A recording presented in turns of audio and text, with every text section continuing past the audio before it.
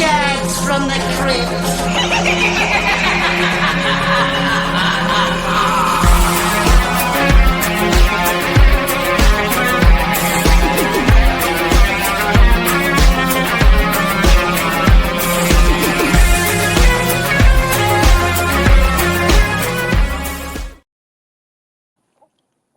Hello, boils and ghouls. Welcome to episode 206 of Dads from the Crypt. My name is Jason, and I'll be your host tonight.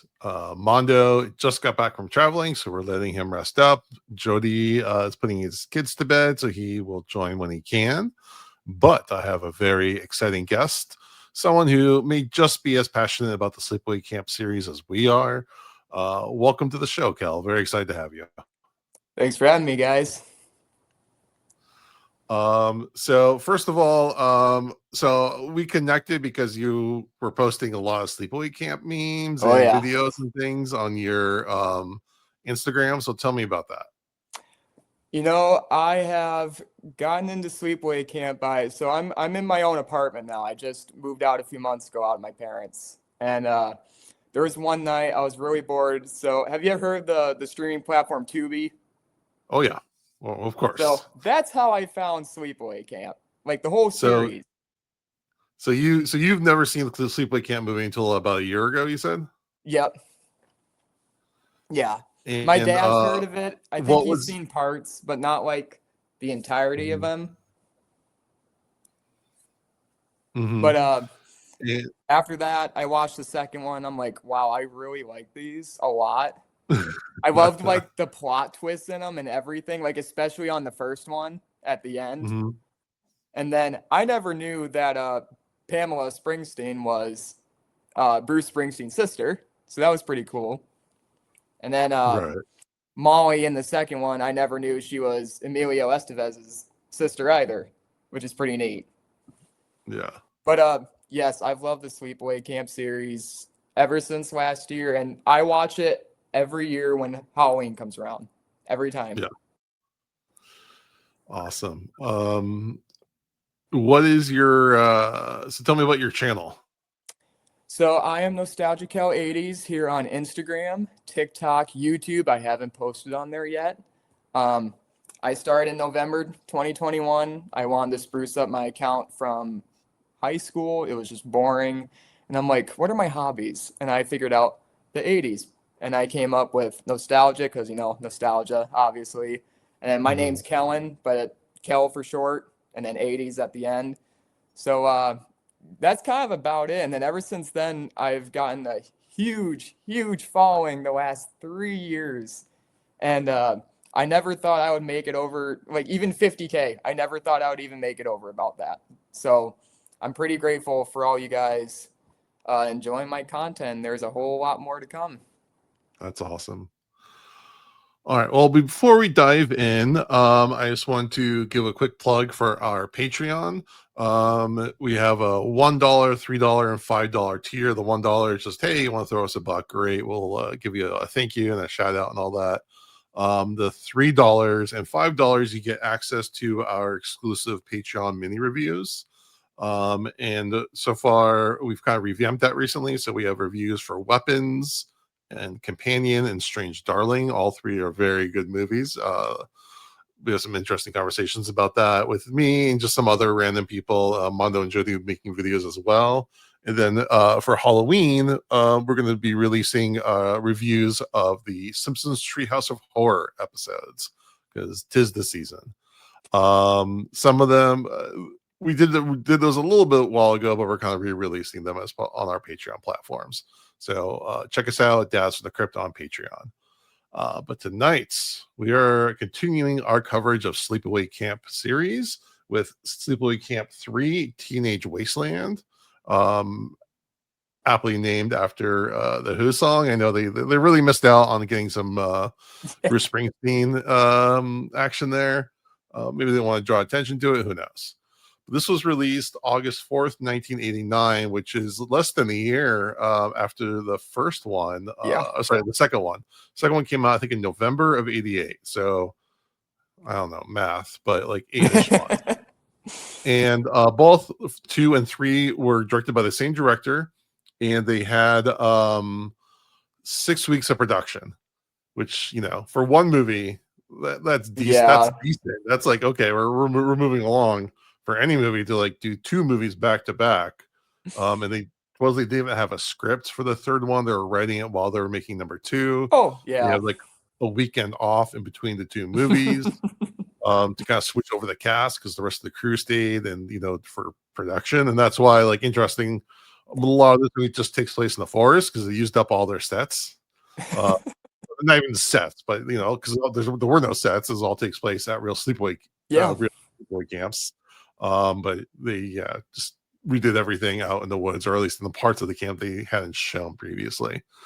To get to the plot synopsis, this takes place about a year after Sleepaway Camp 2. We start with I think it's the only sequence in the series that isn't at camp. I Yeah. was trying to think of this, where we have a woman waking up and she's getting ready to go. She's going to be a counselor, or not a counselor, a camper at this new sleepaway camp. And she has the most interesting tattoo I think I've ever seen. Right above her breast says over one breast says milk, and the other one says shake. It doesn't even look like a real tattoo. It just looks like someone with a Sharpie. Oh, it does, seriously. Anyways, yeah, so she's kind of getting up. She's kind of, you can tell she's in a very inner city area, and she's got the one bag for however long this camp is. And then suddenly out of nowhere, a huge Mack truck just comes after her. She gets run over, and then Pamela Springsteen comes out as Angela, and you know, takes her identity. We have no indication of where Angela got a Mack truck from, why she knew who this person was, any connection whatsoever. The movie doesn't care about these kind of details. It just keeps moving, and this movie's only like 80 minutes too. It flies by. But I don't know. This I kind of like this scene a lot because it's such a diversion from the usual sleepaway camp. Yeah. Yep. So, especially to start off a movie, was very interesting. And then we see on the wall in graffiti this thing that says Angela's back. And then we got our title card with this, you know, very generically 80s hair metal music. And then we shift over to the camp, and it is this some sort of experimental camp where they're taking kids from all over the country and kids from, I can't remember exactly how to say it, but basically kids are upper class and kids are lower class, and trying to see if they can get them to get along, because why can't we all just get along, as they said in the 80s. And we have a cast of, you know, upper class kids, including a very snotty, you know, cheerleader type. And then we have, you know, the lower class with most of the minorities portrayed here. And Angela just kind of tries to blend in. She's posing as this woman named Maria, and she's got like these glasses on, like she's trying very hard to be sneaky, but not very, really. very hard. And I'm not going to go through this whole beat by beat, but this camp is so revolutionary that they have a reporter there to do a story about it. And of course, she asks Angela for some coke because she sees she's from like inner city New York. So of course she brought coke. Oh yeah, yep. Because that's, you know, all the kids in inner city New York just walked around with coke wherever they went, and especially when they left the city, you can't leave the city without it. So of course she puts bleach in this little baggie, and the reporter snorts it and then has an accident. Let's see. We have the pervy camp director who somehow starts hooking up with one of the campers, and they don't say exactly how these campers were, whether they're actually high schoolers or post high school.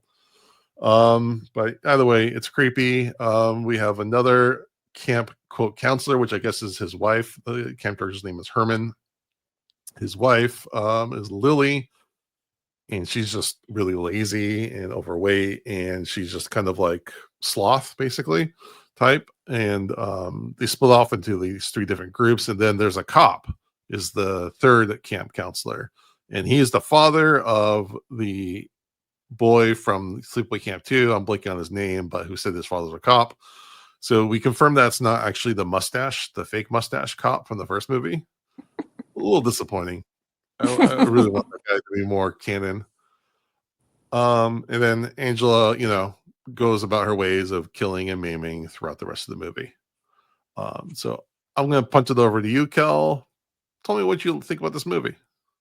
By the way, the camp director, whoever it is played by Michael J. Pollard. He was an Yep. actor back in the 60s. My dad watched his movies all the time. Rest in peace. He did pass away like a year or two ago, I think. I think it was 2019, but what is 2019? God, that's like 6 years ago already. No, it wasn't. I refuse to believe the COVID years don't count. But I wasn't much into the third one as I was into the second one and the first one, of course. I have honestly no clue why. There was just something about the second one where this is gonna sound awful for me to say, but the deaths were a lot better in the second and first one. I don't know why. Yeah. It's Well, just the 'cause way they were being. Oh, this sounds awful. The way they were being killed. It was Mhm. just a lot better. It was a lot more like gory, the gory type. Well, okay. There's probably three things. One is I think they're rushing through production so quickly. They don't have the time to put the effects. They probably used up all the good ideas for the second one. And also, this is a time where the MPA was really cracking down on violence, especially in slasher movies. Yeah. So you put all this together, it's really going to have diminishing returns. And yeah, like I said, the third one, I was just never really, and honestly, I find that creepy too, where the director was like hooking up with the counselors. There was one scene where I think they were actually, doing the deed in the tent. Well, that counts as the quote camper, which is like, even if they were of age, that's still like abuse of power. So it's still very, very ick. It is. This is a guy who, Michael J. Pollard, I think he was Oscar nominated for Bonnie and Clyde. Yeah. Yep. He was an amazing IMDb. He was in House of a Thousand Corpses. He was in Tango and Cash. He was in Scrooged, and he was in American Gothic. He was even in a Tales from the Crypt episode, Came the Dawn. Yeah. And that's just like the genre highlights. There's like so much more. He was in one of the few actors that was in the original Star Trek and on Lost in Space. So he was all over it. He was all over.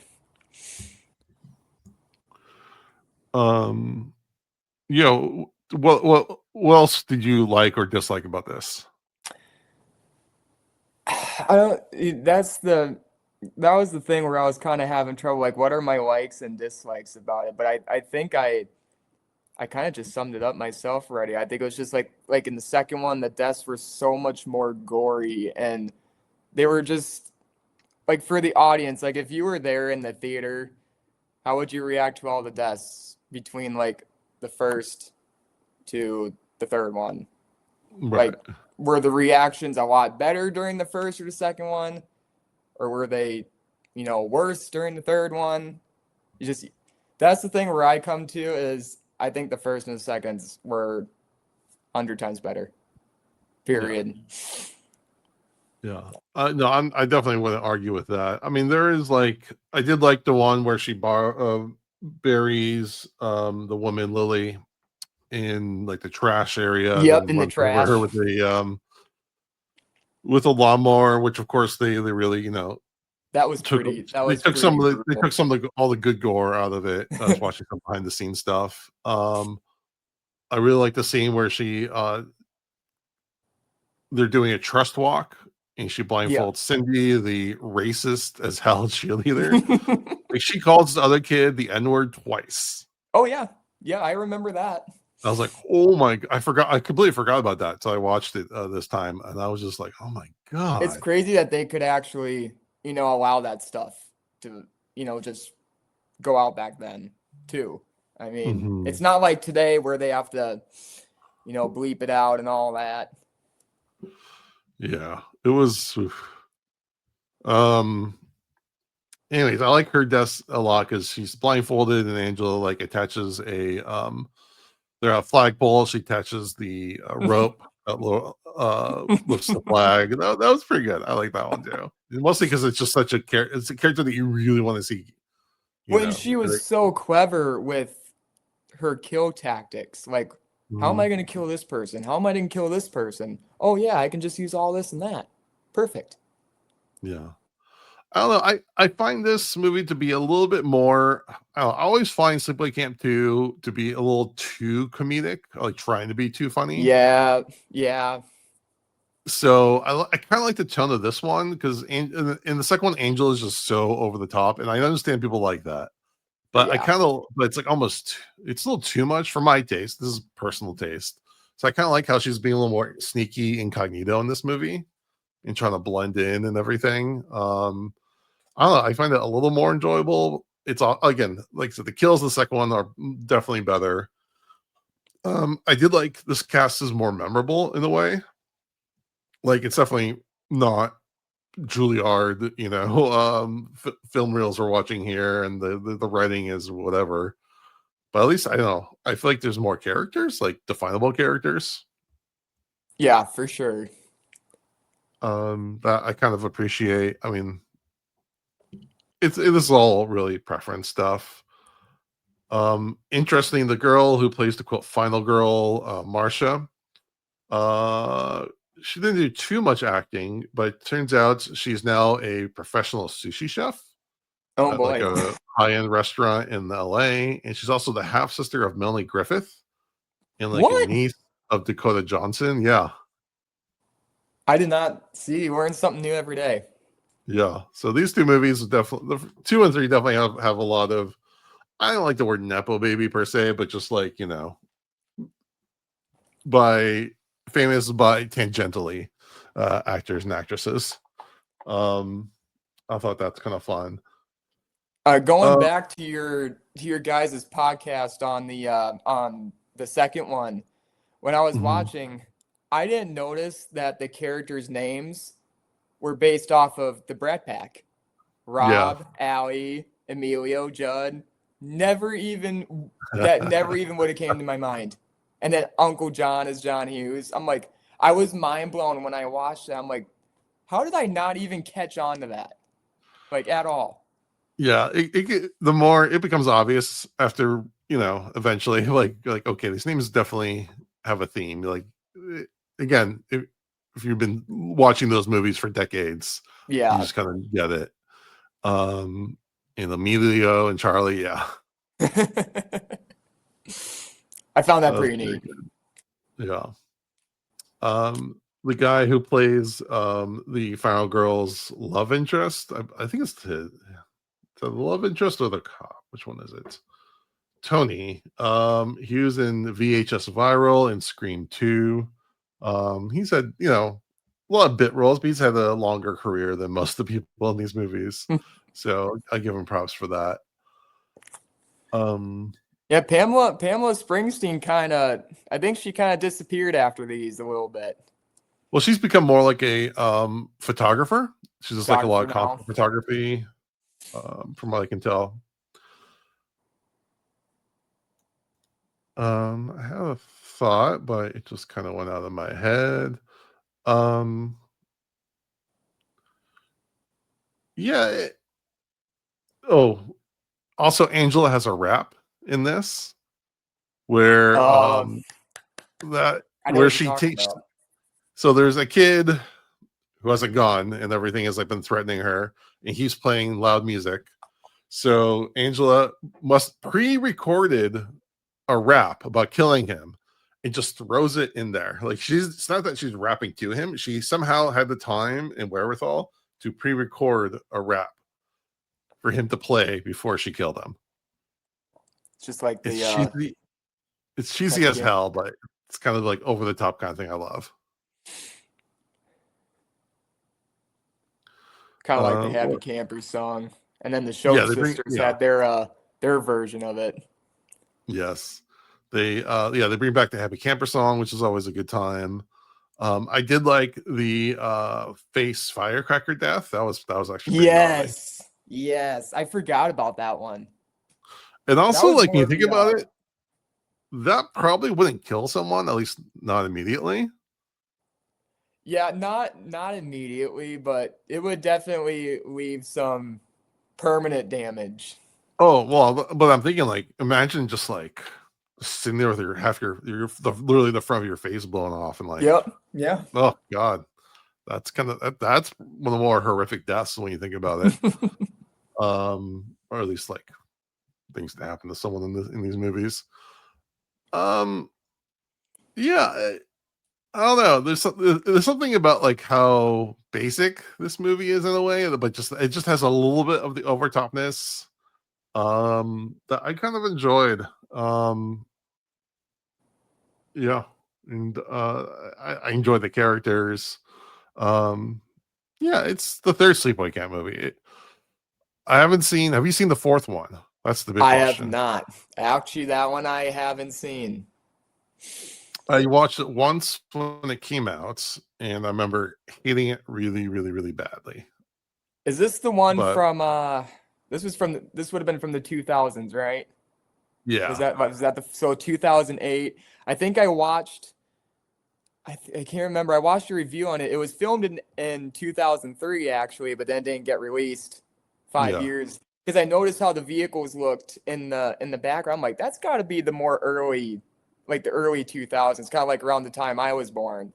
hmm And that's when I noticed. I'm like, oh, okay, well that makes sense now. And Felisa Rose appears in that one. I always loved her from the first one. oh yeah, She's such a cool girl. yeah. I know there's not many horror conventions in South Dakota, but at some point you got to get to one and meet her. It's so sad here.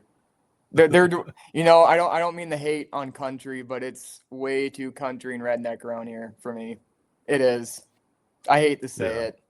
Don't want to hate, but it's one of those things where I'm like, I just want to move out of this state. Just get somewhere fun, do stuff like this, and actually meet more people who are into like my interests too. hmm It's different around here for sure. yeah. Uh, One of the really nice touches about this movie that's like kind of funny on many levels. So we have the final girl, Marcia and Tony, and she's the the upper class protected girl who's like really into the bad boy, and he's like, oh, I can come visit you, or I can get out of here. We can make it work. And at the very end of the movie, she's like, actually, I have a boyfriend. I was just kidding, but you can visit. Damn. And she's like, are you in a gang? Yeah, that was a really funny bit. I don't know if that, again, I don't know if that was at all intentional. It's just it's such an interesting idea, it's very much a random idea of the lower upper class, and I don't know if they're just trying to find some way to make this movie different. And it's just interesting that you have the same director and the same crew, and how different two movies can be. Yeah, I couldn't agree more with that one. So, because usually when you do films back to back, like quote an Avengers or Back to the Future, it's usually the same tone. You can tell it's kind of the same, but you could have told me that these movies were directed by different people, and I would have believed you. All right, let's move to our rating. Kel, on a scale of 0 to 5, 5 being the best, 0 being the worst, you do half points. What do you give this movie? I would say I'd say a 4.3 out of 5. It's actually not too bad if you think about it. That's pretty good. That's actually, Pretty good. yeah, that's I really high. And the reason for that too is, like I said, I've always been into the first and second ones, obviously, but the third one, like you're right about everything you said. There's just something kind of different about it, like with the characters and with being the same director. They kind of wanted, I see how they kind of wanted to change it up just a little bit in there, have more of like the more of the upper class kind of type of characters, and not like you would normally see in like a normal 80s slasher, if you know what I mean. Mhm. Yeah, totally makes sense. Yeah, I'm somewhere around a 3.5 to 4. 4 seems a little high, so I think I'm sticking with a 3.5. It's got a lot of problems, but I don't know. I think if it was much longer, it would probably be really annoying. But the fact, Yeah, like, I could see them just writing just stuff to be in there for stuff's sake and just being kind of like, okay, boring, get on with it. But so we move so quickly, I really appreciate that. And the second one, I think, just tries so hard to be funny, it gets grating, where I don't really get that with this one. Um, but again, the kills and stuff just aren't nearly as good. So it's kind of that middle point. But I don't know. If you said I had to choose between one or two, sorry, two and three, and I had to choose one of them to watch, I'd probably pick this one. I know a lot of people really. are going to disagree with that, but I don't know. I this one goes down smoother for me. Yeah, I will agree with you on that. It does go by a lot quicker than the second one. They kind of, I shouldn't say they like really rushed through it, but it does go by a lot smoother. And there's kind of like just a different storyline to it too. And sometimes they can make, like, especially these new horror movies today, they make them way too long for me to even stand.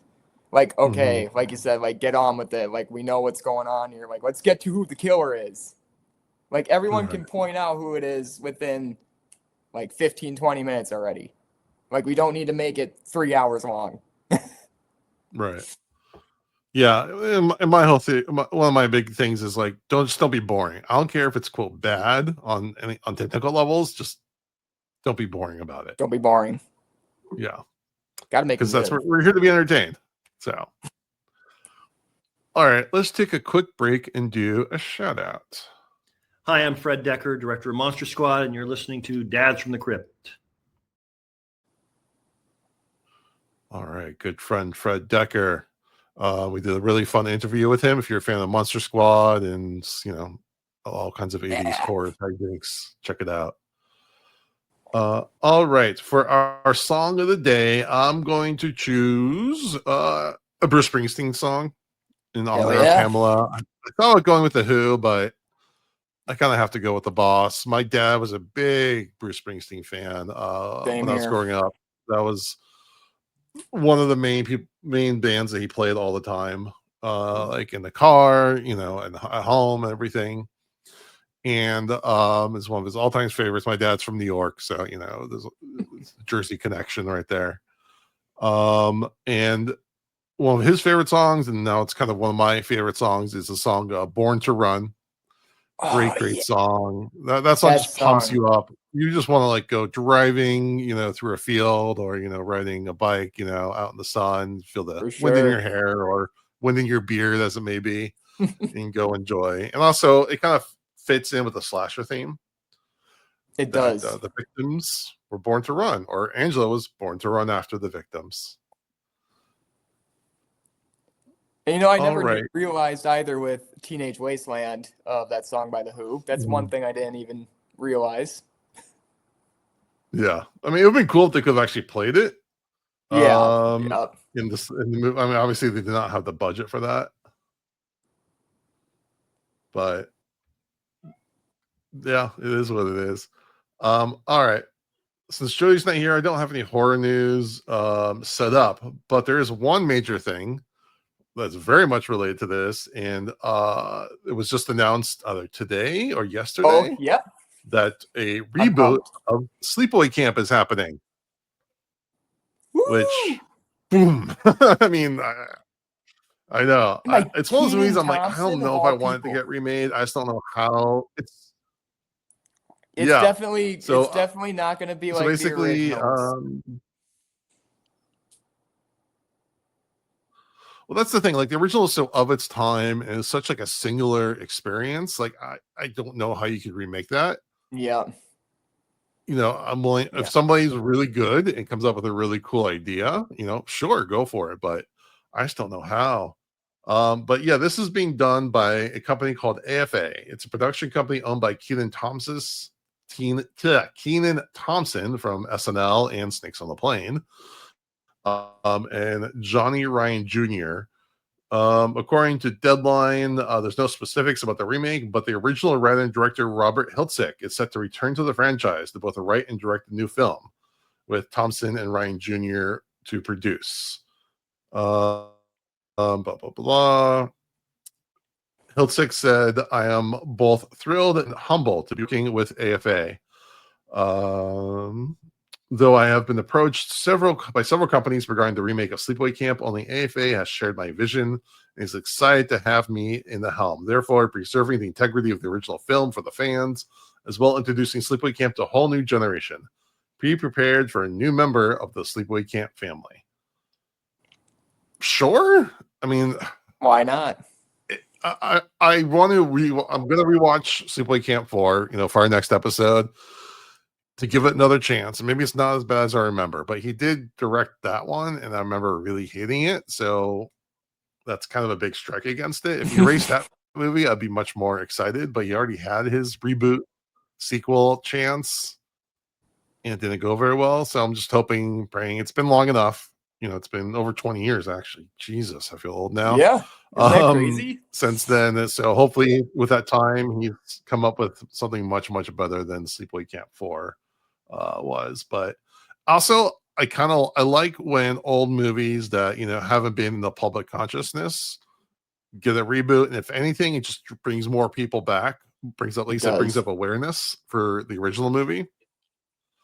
And I remember, so the original movie came out in the early 80s. By like the 90s, no one was talking about that movie. I just saw it completely randomly at a video store and, was, blown away. And I had no one to talk to about the movie except for the people I dragged to watch it with me for so long. I felt like it just kind of came back, at least in the horror community, became kind of a thing again, just kind of pop up, but it still hasn't like reached greater public conscious. So again, with this remake with Kenan Thompson behind it, maybe we get someone like Kate McKinnon as the Aunt Martha character. Who knows? But again, I'm just very happy that it's a thing. And, whether it's going to be good or bad, it's a thing. And again, it brings more awareness to Sleepaway Camp, so I can't knock it. If only video stores could come back. That's the big thing. I actually just got Sleepaway Camp 2 on VHS off of eBay. I am so happy I won the bid. Right. Somehow by like $1. And I'm like, yes, I got it. It was pretty spendy. I'm not going to lie. Awesome. I paid way more in shipping than the product itself, of course, nowadays. But it's well worth having. And it works. It's in great condition. Works perfectly. No static even, which is kind of bizarre to me. So whoever had it took great care. If I'm going to watch something in VHS, if I'm going to watch something in VHS, I want the static. Yeah, that's what I thought. I'm like, I mean, it's been a long time since I've actually watched VHS, but any static. It's just crazy to me. I'm assuming you already had a VHS player, or is that like your parents' VHS player? Actually sitting right behind me here. You can it's down below. I have my TV sitting on top of it. It was my grandma and grandpa's. They didn't want it, and I'm like, well, it's worth having it for free than paying $50 for it somewhere else. That's really cool. Paying a ton of money for something that probably won't work. Yeah. Now, to wrap up our episode, usually, we do our quote unquote dad advice. Kel, do you have any advice you'd like to give our audience? Not about being a father, or just life in general. What life advice would you like to give? I'm going to tell you this. I know everyone says it. Always be yourself. Put yourself out there. Do not care about what anyone wants to say about you. I tried dressing 80s, and I have a bunch of friends who are into the same stuff. I have a buddy who looks like he came out in 1989. He's got the long rocker hair and the jean jacket and the boots and stuff like that and the belts. And I'm like, dude, that's freaking awesome, man. I'm like, I wish I could be like you. I wish I just didn't have this anxiety of wanting to be myself in the world today. It's very hard. being yourself anymore. There's so many people are so judgmental, like especially on Instagram and TikTok. I mean, I never get anything like that, and I'm grateful for it, but the things that I have seen on my followers' posts is just, it's awful. It's awful seeing, why do you dress like that? And I'm like, why do you care? Who cares if they're dressed like that? They're being themselves, right? And then that's really my advice, is always put yourself out there and don't be afraid to. Right. And also, like, I've always, whenever someone said anything about, I see on the internet, someone I don't know, like, I don't care. I don't like, either. stop caring about what someone that you don't know saying something on the internet. I don't understand why people get so wrapped up into those kind of conversations. You're never going to meet these people. They're probably just, it's something they would probably never say in real life in someone's face. So, and they're the person who are feeding that. That's what they want back. They want the arguing, because they have nothing better to do behind their screen. And then when you call them out for it, they either block you, or because they're cowards, basically. Yeah. I mean, just don't feed the trolls. That's don't really feed the trolls. Never. It's not worth it. No. I've seen my followers argue back and forth, and I'm like, why are you doing this? It's not worth it. You might like it, but me, I'm like, it ain't worth it. Yeah. We just want the good vibes. Let them do what they want. Yeah, exactly. All right, Cal, thank you so much for joining us. Again, tell us where people can find you and your content. NostalgiaCal_80s on Instagram, TikTok, YouTube. Like I said, I haven't posted on there yet. I'm also on Threads, which is that new thing off Instagram now that I haven't posted since last year. I'm going to try to get back on there more. I'm going to try to get on TikTok more. I haven't posted in 2 years. But that's everything you can find me on so far. And thank you again for having me on. It was a pleasure. Yeah, definitely. I love talking to Sleepaway Camp fans. And like I said, hopefully one day you get to have the amazing experience of being in the presence of Felissa Rose, because it is truly a special experience. That's what I hear. I hear she's a sweetheart. She comments and engages with my posts all the time. Same with Karen Fields, who played Judy on the first one. They are sweethearts, just sweethearts. Yeah. And you don't get that often either. And I love seeing how these former actresses engage with their fans. I love seeing that. Yeah, seeing them really be proud and engage with it is just really, it makes you feel really good, because I know a lot of people in that era were probably treated really crappily. Yeah. So to see people that at least seem to have a good association is heartening. Very much. Yeah, I agree. All right. Well, I appreciate everyone for listening. I would really appreciate everyone if they would give us a rating or review on iTunes, a rating on Spotify, a like and subscribe on YouTube, and follow us at Dads from the Crypt Talk on TikTok. And with that, I thank you for listening to Dads from the Crypt. Follow Dads from the Crypt on Facebook, Twitter, and Instagram, or I will follow you to the grave. No, seriously, you really should watch. But be careful what you ask for. You may get it.